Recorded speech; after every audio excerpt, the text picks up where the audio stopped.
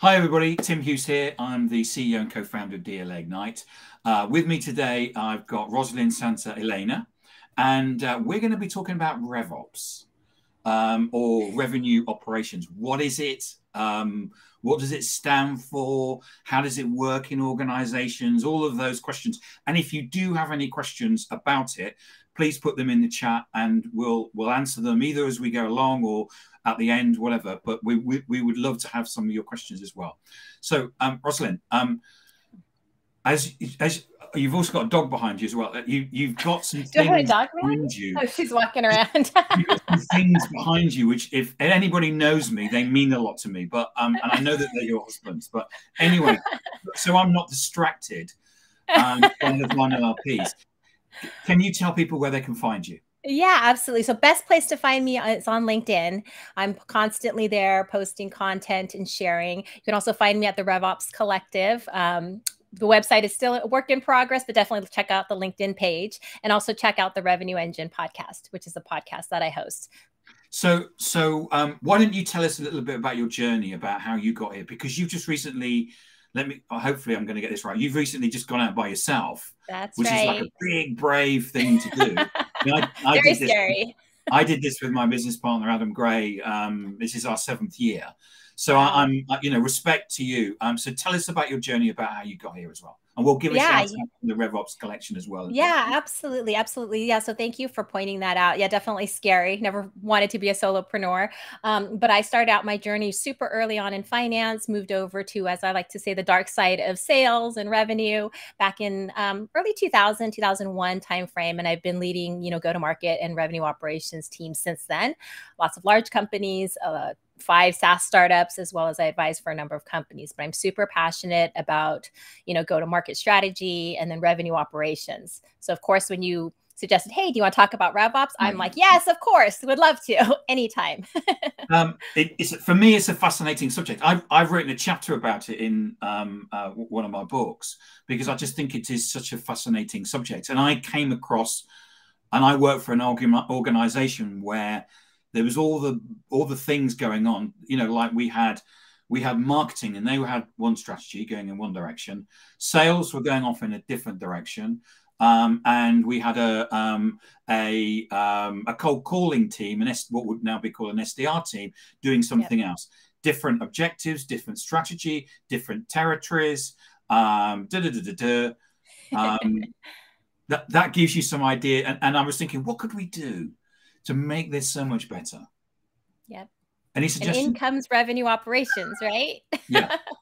So what is revenue operations? Yeah. So I think if you ask different people, you'll get different flavors and possibly different answers. I think over the last couple of years, there's been a much more heightened awareness and a lot more, folks talking about it, right? I think with the global pandemic and just the market changes and things that have happened, if it has really brought to light some of the challenges that you mentioned, right? Those kind of everybody doing their own thing. So revenue operations to me is really the infrastructure that supports your end-to-end revenue process. And what do I mean by that is supporting from top of funnel to becoming a prospect, becoming a customer, and especially in the SaaS and recurring revenue model, that customer journey, right, begins really with the signing of that first document. Yeah. And so I really look at, from a people, process, technology, data, insights, and enablement perspective, that infrastructure to support all of those teams, whether it's marketing, it's sales, it's customer success, it's post-sales, including services and support, and partners as well, and channel that we always forget about, and then also through implementation and renewals. So I really look at it. Because I was going to say, because it's also the important part, isn't it? Which is that with on-premise, you sold something and you could basically ride off into the sunset because the people have been using it for 10 years. That's right. Whereas with SaaS, they can switch it off. So the customer service and the renewal element is so important as part of the life cycle because you want them to sign up again. That's right. And you want them to see that value, right? And be able to not only continue to renew, but to potentially expand, right? And grow within that customer base. And so that customer life cycle and helping to support that is really what I look at as RevOps's, charter, if you will. The objective is really to support revenue growth, revenue retention, but also provide that frictionless, seamless customer experience. So what you're saying in effect is you've got this one person or persons team that is basically responsible for the whole strategy and objectives and measures for the whole of the revenue creation process from the beginning right to the end. Or in fact, it should go on forever, shouldn't it?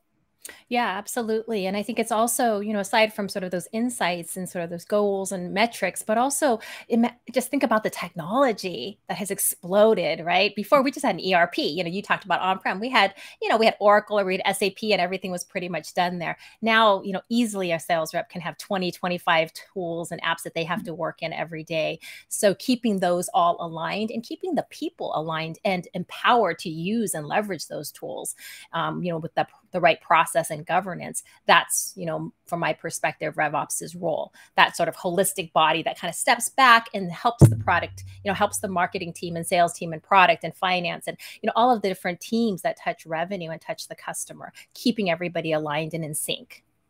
So one of the questions that I always get asked is this sales taking over marketing, or is it marketing taking over sales? Or what is it?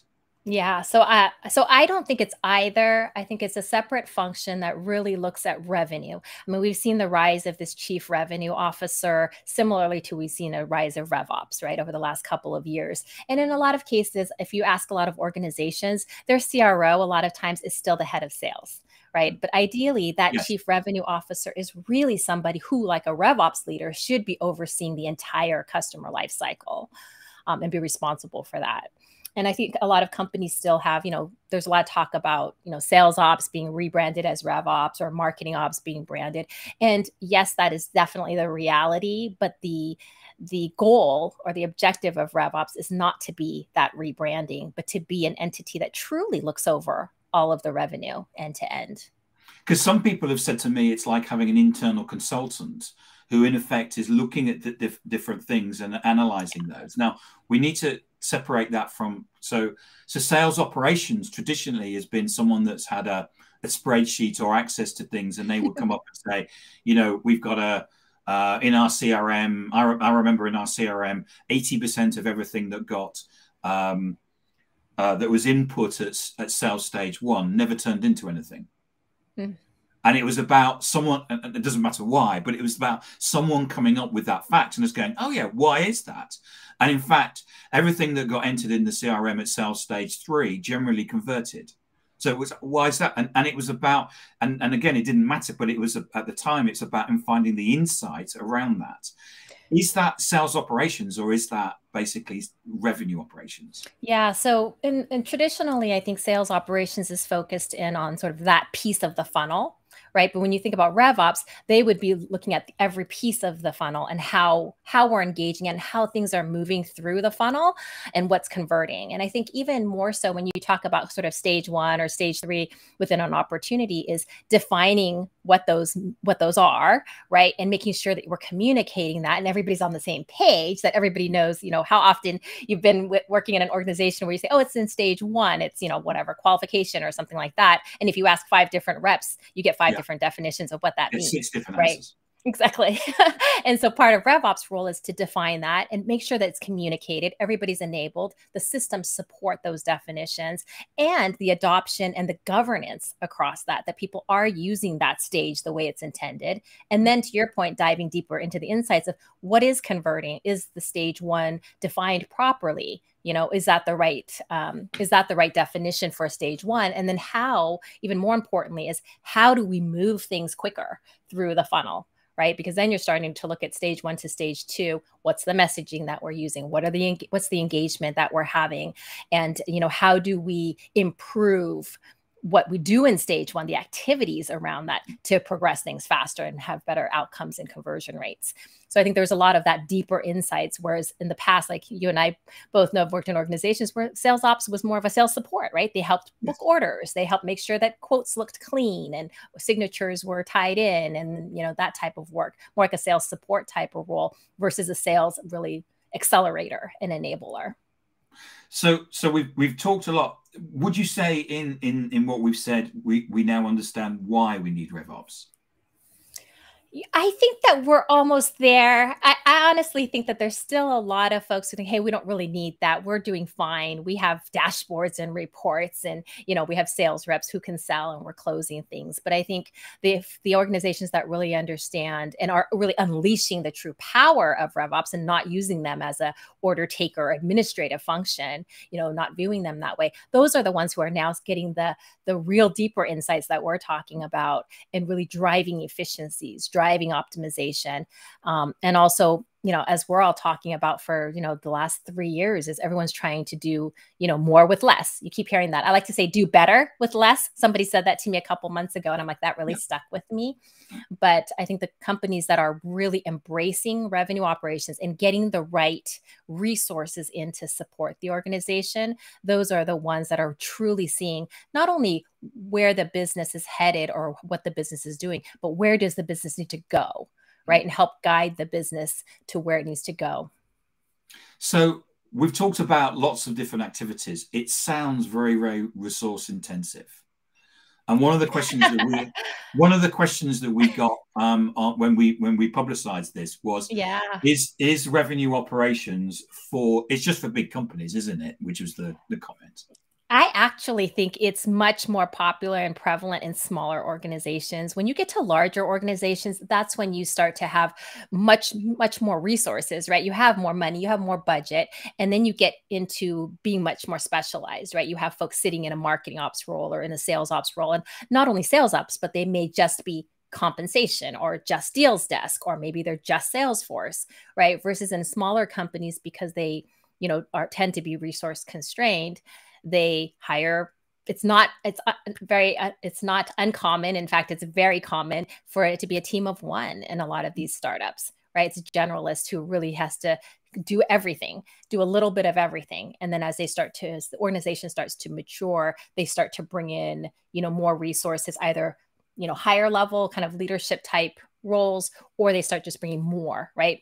A volume of people, number of people, and start to build out that organization.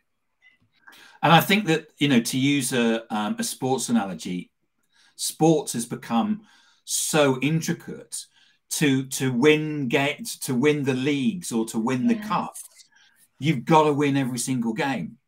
It's not a case of saying we can have a draw here and we can lose this one and we're still going to win. You've got to basically squeeze every single cent out of the sales and marketing process to get the growth that you want. And that's about having at least one person looking at the different things and proactively looking, if we did this, I wonder what would happen. Is that what you're saying? Yeah, exactly. And I think also, I think people think a lot of terms of sort of all or nothing, like we bring things into the funnel, then we convert and we win, right? But if you think about all the different steps that need to happen, from a customer first having interest in your product until they become a customer and then become a repeat customer, all those little steps, if we just made incremental tweaks, right? Better leads coming in, maybe it's a little bit more better scoring. Maybe we're redefining our ICP slightly. We're doing some testing there and we're getting the right leads to the right people. And maybe we improve SLAs in terms of when a BDR or SDR responds and the messaging that they respond with, right? Yep. And kind of make those tweaks across the funnel, those incremental, improvements. It's incremental gains, isn't it? Yes, absolutely. And it's the sports thing of, if we get in a wind tunnel and we actually it was the British cycling team that probably many cycling teams and swimming teams that actually got into wind tunnels and stuff and realized if you pulled your elbows in, you got that little bit extra out of the Yeah, absolutely. And I love the sports analogy because I think about I have an image that I share in one of the classes that I teach around revenue operations. And it's an image of, all these small boats with all of the different teams in them, and they're all rowing efficiently and they're all going in the same direction and they're working really well. And then I show an image of one larger boat with everybody in the boat, right? Rowing the same way, in the same direction, and so I think the improvements that you see when there is alignment, there's accountability, there's transparency across the entire team, you just start to optimize and you just drive better efficiencies when everybody understands the strategy, they understand the goals, they're all measured, with the same information, the same data. We could have a whole nother session on just talking about data quality and data importance. But I think, just having everybody aligned, you think about how much, incremental efficiencies and optimization, just better outcomes you can have. So when in an organization's life cycle, should you do this and implement RevOps? When is it something that you should implement?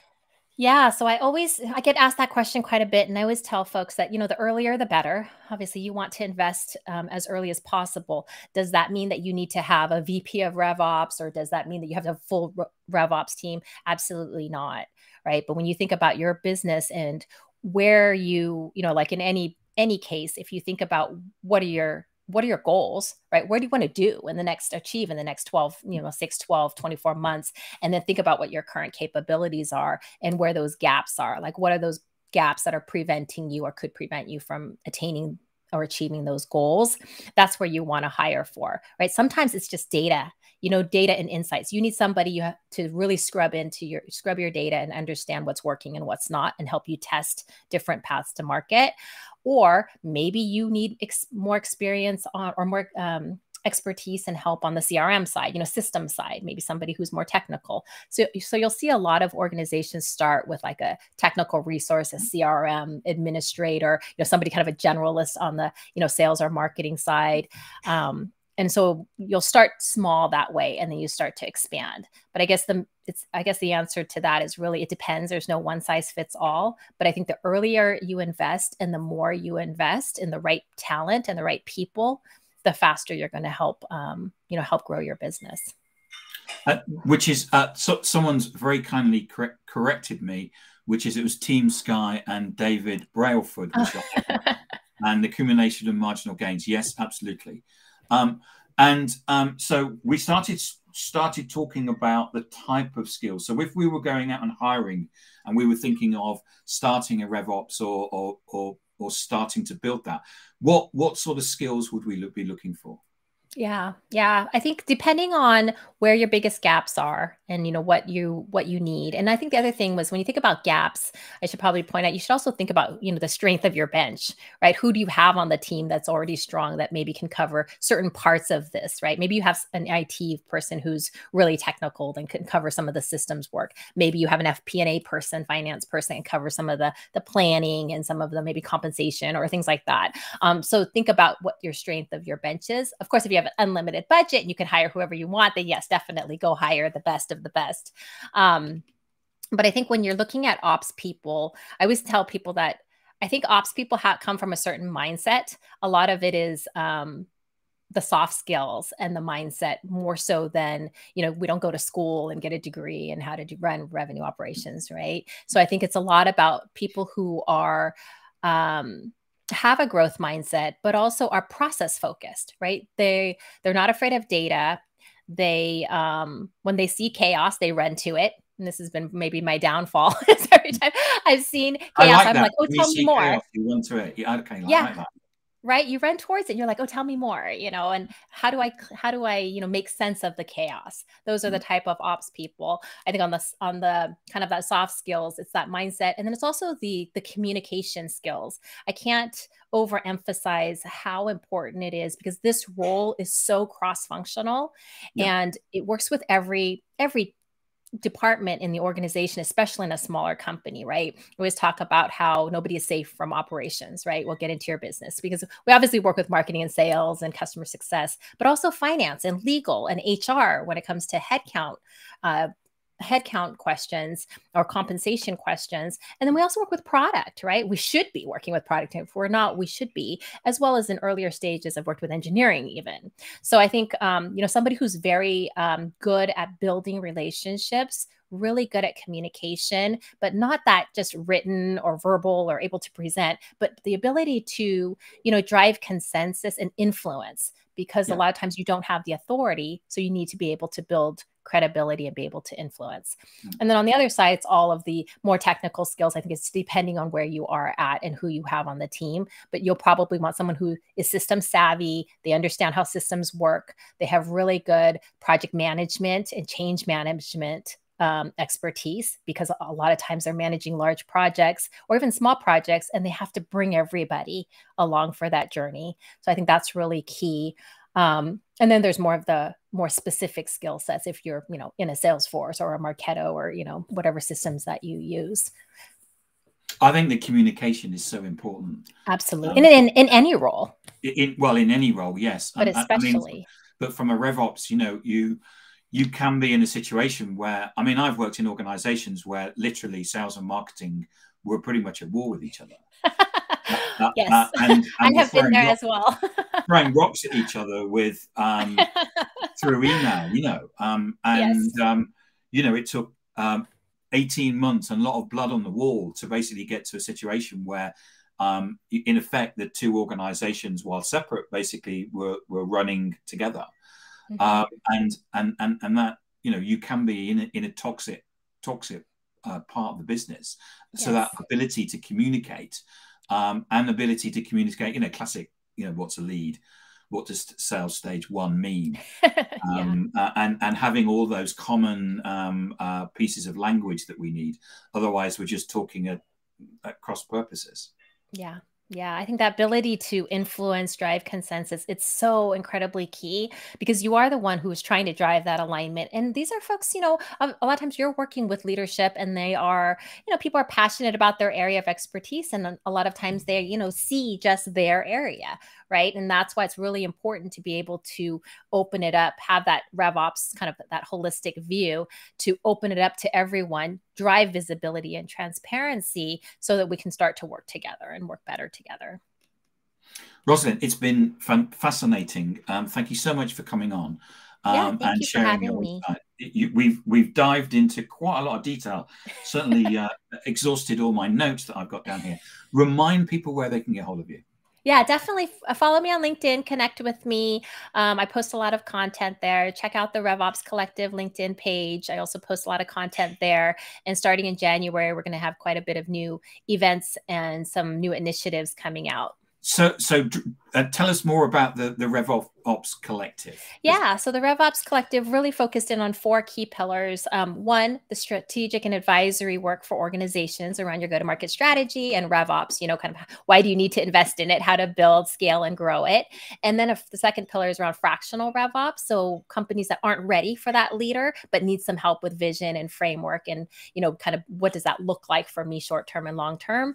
And then around coaching and training. So one of the things that I do quite a bit is train and kind of help the next generation of RevOps leaders get to where they need to go. And a lot of that is the soft skills too, Tim, as you mentioned, right? It's the communication. So this is a Slack group, isn't it? Where in effect a community that people can join. And so that's actually the 4th. Yep. So that's the 4th pillar. Absolutely. And the Slack community will be coming out early in January. So I'll start to open that up and bring folks in, and it will be very focused on revenue operations. There's tons of great communities that, help with RevOps and revenue broadly, but what I'm looking to really help do is bring a small community of true, RevOps professionals where we can, it's a safe place, as I always call it, it's ops therapy, because it's a place where we can, share ideas and learn from each other and start to build that network for ourselves, for folks who don't have a large network to go lean on. Rosalyn, thank you so much for coming in and talking about RevOps today. It's good that we gave a shout out to the RevOps Collective and community. Thank you. Because, it's important that we all support each other in roles and learn from each other.